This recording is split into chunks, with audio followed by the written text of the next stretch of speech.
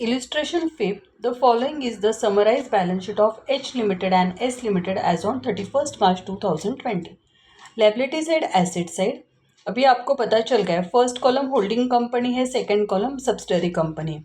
Share capital issue subscribe and paid up shares of ₹10 each. देखो ये capital है, ये आपको रेशो के लिए यूजफुल है. 2 लाख और 50,000. हमें क्या है, रेशो के वक्त 50,000 कैपिटल लेके 50,000 को 10 से क्या करना होगा, डिवाइड करना होगा, फिर हम शेयर्स को डिस्ट्रीब्यूट करेंगे. उसके बाद reserve as on 1 April 2019. 1 April 2019 का रिजर्व उन्होंने दिया है 30,000 10,000. ये भी हमें सेकेंड कॉलम वर्किंग नोट के लिए यूजफुल है.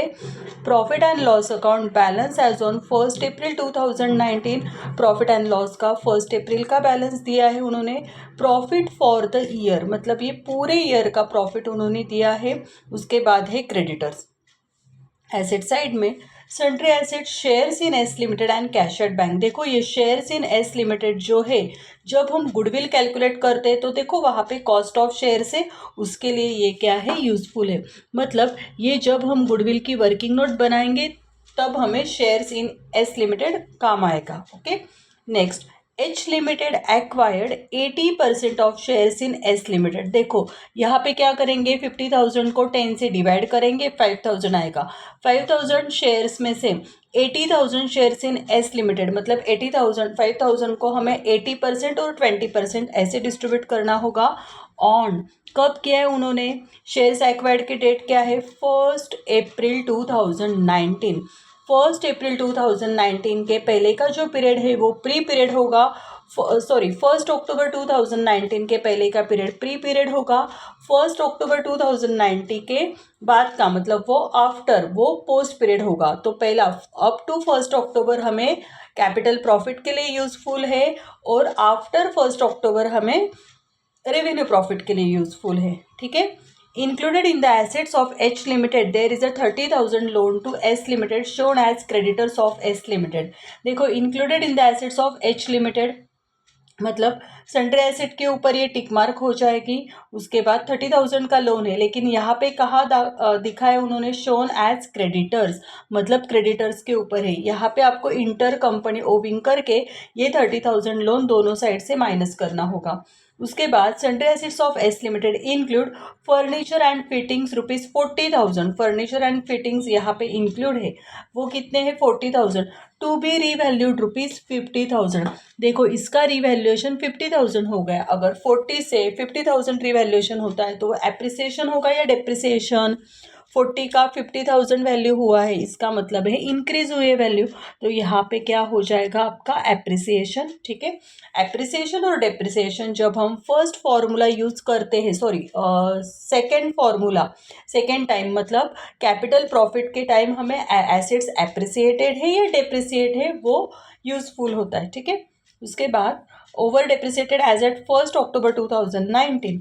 उसके बाद उन्होंने दिया है prepare a consolidated balance sheet of H limited as on 31 March 2020. ठीक है. आपको अभी पता है, फर्स्ट हम फर्स्ट हम रेशियो कैलकुलेट करेंगे, उसके बाद हम कैपिटल प्रॉफिट निकालेंगे, उसके बाद हम रेवेन्यू प्रॉफिट निकालेंगे, उसके बाद माइनॉरिटी इंटरेस्ट आएगा, उसके बाद गुडविल आएगा, और फिर ये वर्किंग नोट होने के बाद हम कॉन्सोलिडेटेड बैलेंस शीट मतलब ये दोनों कॉलम ऐड करके हम वहाँ पे लिखते हैं. लेकिन जब हम बैलेंस शीट बनाते हैं, पहले तो वर्किंग नोट में कैपिटल, रिजर्व और प्रॉफिट एंड लॉस, ये पूरा आपका सेकेंड कॉलम का जो है वो वर्किंग नोट में जाता है, और ये पूरा फर्स्ट कॉलम कहाँ पे जाता है, बैलेंस शीट में आएगा. ठीक है. कैपिटल, रिजर्व और प्रॉफिट एंड लॉस, ये जो फर्स्ट कॉलम है ये बैलेंस शीट में जाता है, और ये जो पूरी अमाउंट है सेकेंड कॉलम की वो वर्किंग नोट में आने वाली. ठीक है. Let's start. फर्स्ट हम रेशियो कैलकुलेट करेंगे. कहाँ पे जाएंगे, बैलेंस शीट के लायबिलिटी साइड में, सेकेंड कॉलम में कैपिटल देखेंगे. कितना है कैपिटल, देखो वहाँ पे 50,000 है कि नहीं. 50,000 को हम किससे डिवाइड करेंगे, 10 से, 10 ईच पर शेयर प्राइस से.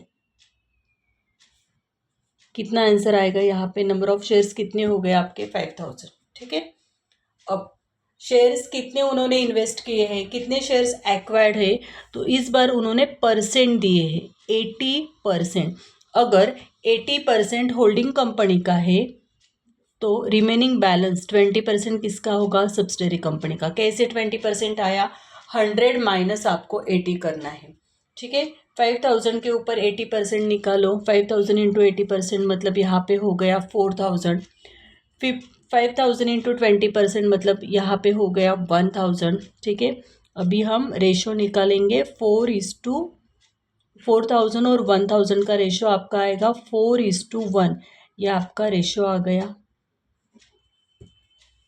उसके बाद जो हमने शेयर्स डिस्ट्रीब्यूट किए तो यहाँ पे हमें क्या करना है, इंटू 10 लेना है, पर शेयर प्राइस इंटू 10 और इंटू 10। क्या आंसर आएगा इसका, 40,000। इसका आंसर क्या आएगा, 10,000।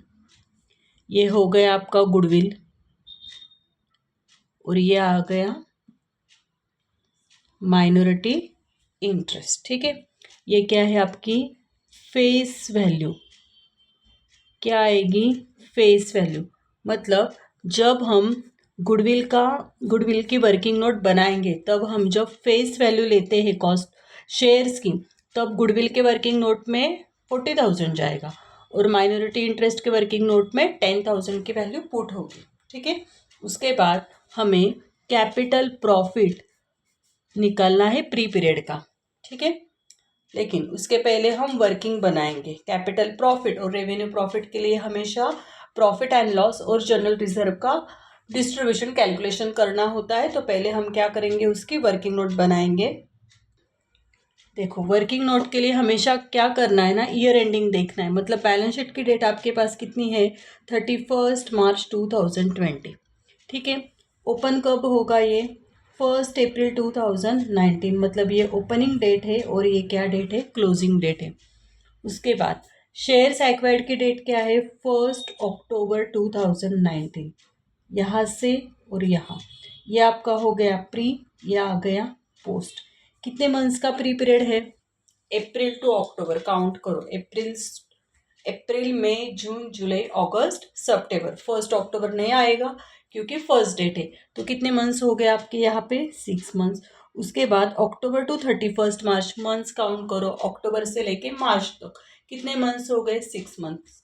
मतलब प्री पीरियड के लिए 6 मंथ्स है, पोस्ट पीरियड के लिए 6 मंथ्स है। डन। नेक्स्ट अभी हमें क्या करना है, प्रॉफिट एंड लॉस और जनरल रिजर्व फाइंड आउट करना है। प्री पीरियड का कितना है और पोस्ट पीरियड का कितना है।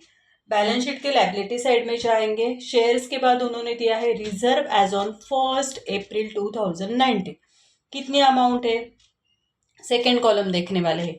जनरल रिजर्व की सेकेंड कॉलम की अमाउंट कितनी है, यहाँ पे हम सेकेंड कॉलम यूज कर रहे हैं और यहाँ पे भी सेकेंड कॉलम आने वाला है आपका। जनरल रिजर्व की अमाउंट कितनी है वहाँ पे, 1 अप्रैल के लिए 10,000, ठीक है। उसके बाद नीचे उन्होंने क्या दिया था, profit and loss as on 1 April 2019, कितने अमाउंट है, 60 और 30 दिए। सेकेंड कॉलम की अमाउंट कितनी है, 30,000।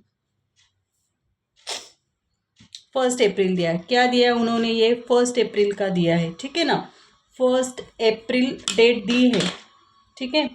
उसके बाद प्रॉफिट फॉर द ईयर, क्या बोला है उन्होंने, profit for the year. Profit for the year आपको कितना दिया है, 10,000 दिया है। फर्स्ट कॉलम में 40, उसके बाद है 10,000। प्रॉफिट फॉर द ईयर का मतलब होता है अप्रैल से लेके मार्च, अप टू मार्च आपका होल ईयर प्रॉफिट, पूरे ईयर का प्रॉफिट कितना है, 10,000 रुपीज़, ठीक है। अभी हमें क्या करना है ना, इसको डिस्ट्रीब्यूट करना है। कैसे डिस्ट्रीब्यूट करेंगे, प्री और पोस्ट। मतलब 10,000 रुपीज़ पूरे ईयर का है। देखो प्रॉफिट एंड लॉस अकाउंट नहीं दिया है, उन्होंने क्या बोला, profit for the year. For the year का मतलब होता है 1 अप्रैल टू 31 मार्च, ये पूरे ईयर का प्रॉफिट आपको 10,000 दिया है। तो यहाँ पे अगर डेट है तो आपको ये प्रॉफिट डिस्ट्रीब्यूट करना होगा 6 मंथ्स के लिए। पहले तो ये देखो, ये 30,000 तो प्री में ही जाने वाले हैं, 1 अप्रैल का था ना। ये 10,000 भी प्री में ही जाएगा, लेकिन ये जो 10,000 ये प्री और पोस्ट में हम बाइफरकेट करेंगे तो 10,000 इक्वली बाइफरकेशन होगा। तो प्रॉफिट एंड लॉस कितना आएगा, 5,000 आएगा इस यहाँ पे, और यहाँ पे कितना आएगा 5,000। ठीक है, ये जाएगा प्री में और ये जाएगा पोस्ट। प्री मतलब क्या, कैपिटल प्रॉफिट। पोस्ट मतलब क्या, रेवेन्यू प्रॉफिट। मतलब देखो अभी यहाँ पे प्रॉफिट एंड लॉस के ये 30,000 और ये 5,000 जाएंगे कैपिटल प्रॉफिट में, और ये 5,000 जाएंगे रेवेन्यू प्रॉफिट में, और जनरल रिजर्व के 10,000 जाएंगे कैपिटल प्रॉफिट में। ठीक है, ठीक है।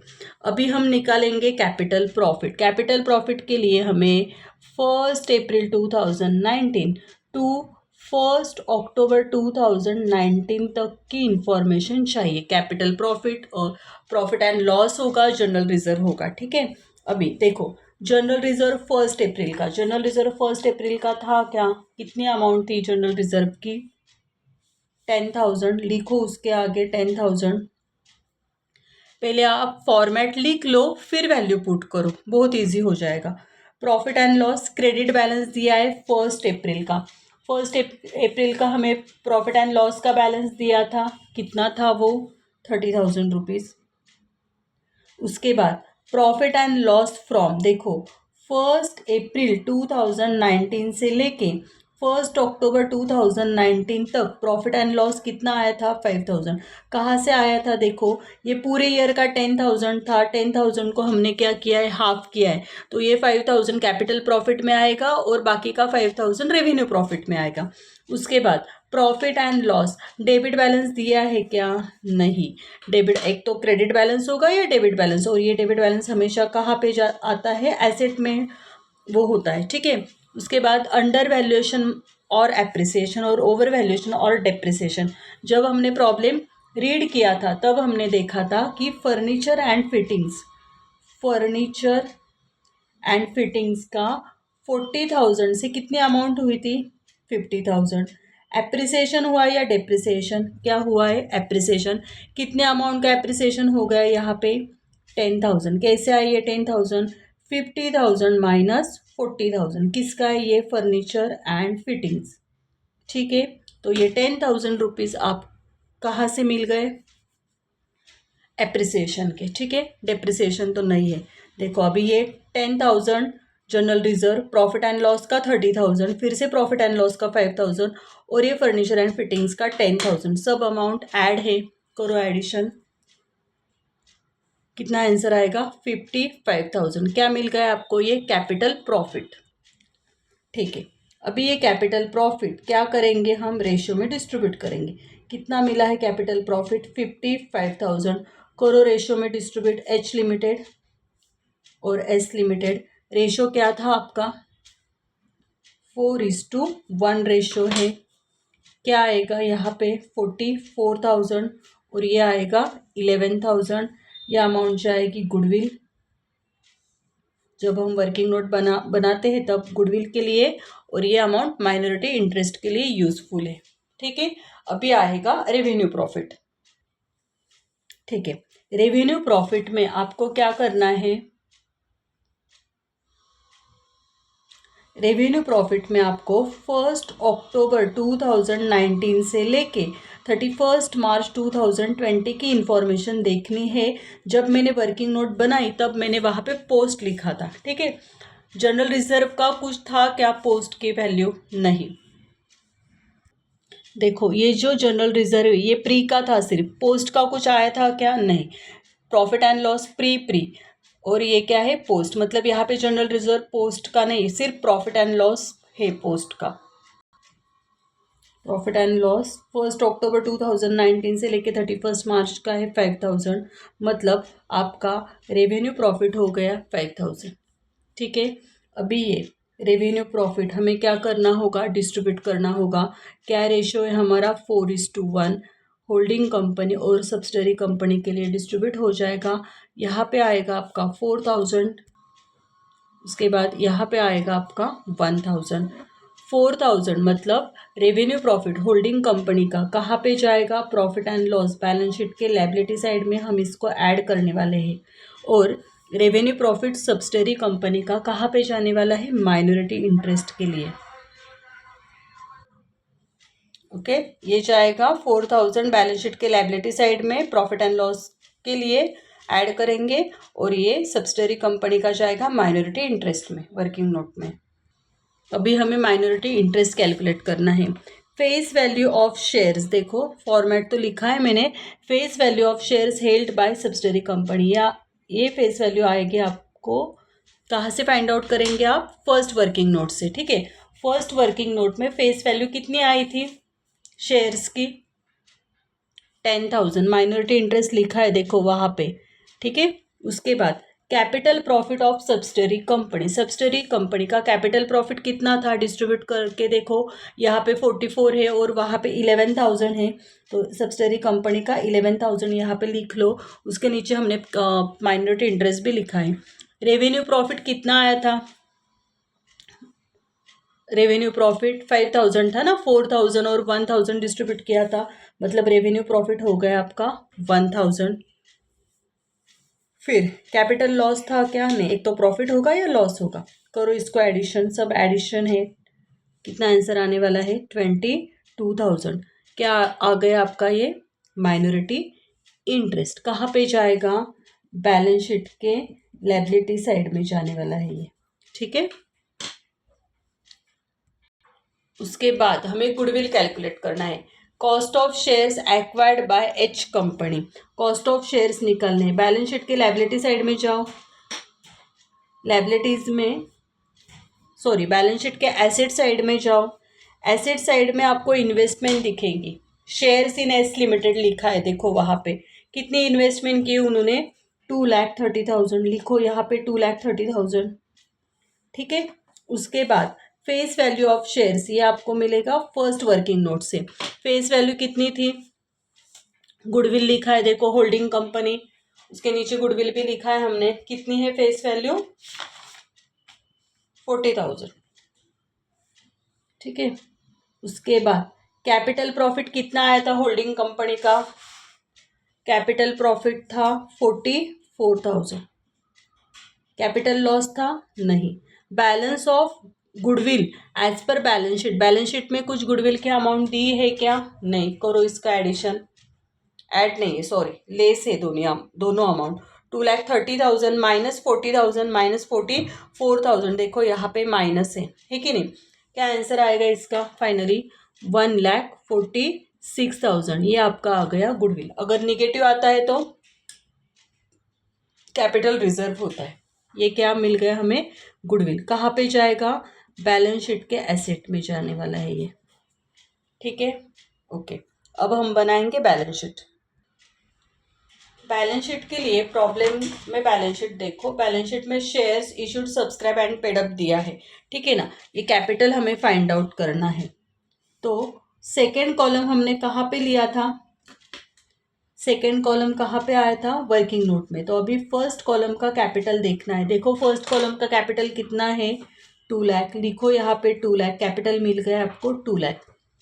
उसके बाद रिजर्व, रिजर्व दिया है देखो, रिजर्व एज ऑन, ये भी कौन से कॉलम का आने वाला है, ये भी सेकेंड कॉलम का हमने वर्किंग नोट में यूज़ किया था, मतलब ये कहाँ से आएगा, फर्स्ट कॉलम। फर्स्ट कॉलम का रिजर्व उन्होंने कितना दिया है, 30,000, लिखो यहाँ पे 30,000, सॉरी यहाँ पे लिखो 30,000 रिजर्व के आगे।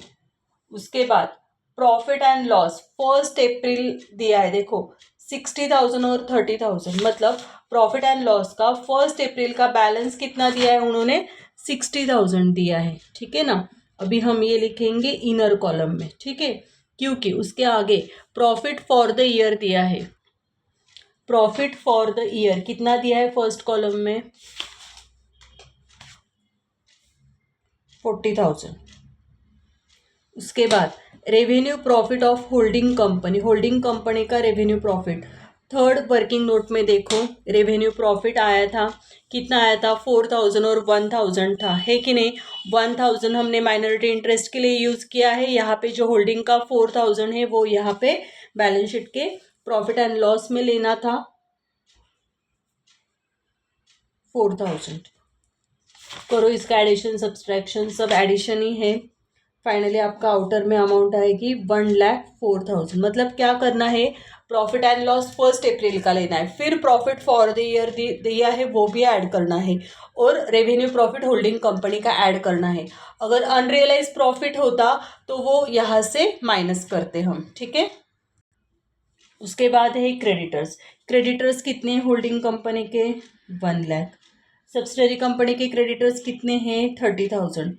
एडजस्टमेंट थी देखो, included in the assets of H Limited there is an 30,000 loan to S Limited shown as creditors। मतलब इंटर कंपनी ओविंग के एडजस्टमेंट इस बार क्रेडिटर्स और सन्ड्री एसेट्स के ऊपर है।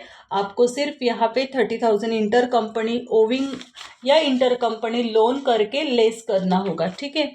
कितना आएगा 1 + 30, मतलब ये 130 हो गया, फिर से -1 लाख करना है, 30,000 करना है, फाइनली आंसर कितना आने वाला है 1 लाख, ठीक है। चलो बैलेंस शीट के एसेट साइड में जाएंगे, वहाँ पे उन्होंने दिया है सन्ड्री एसेट।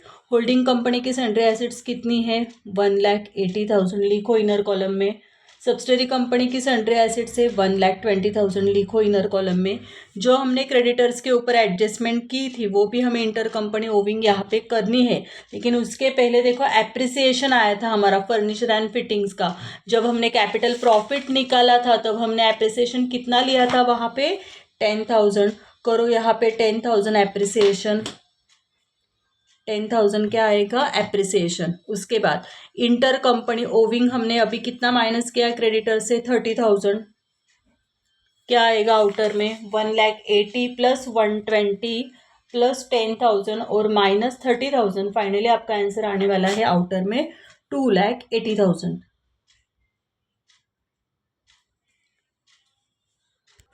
उसके बाद है cash at bank. Cash at bank कितनी दी है होल्डिंग कंपनी की 20,000।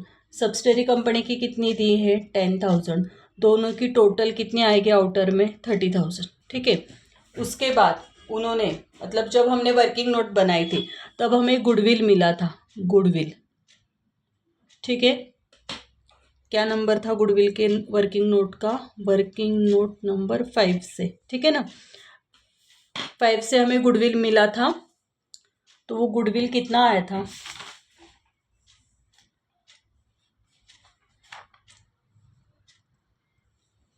1,46,000, ठीक है। और माइनॉरिटी इंटरेस्ट मिला था वर्किंग नोट नंबर 4 से, वो हमें लायबिलिटीज में लिखना होगा।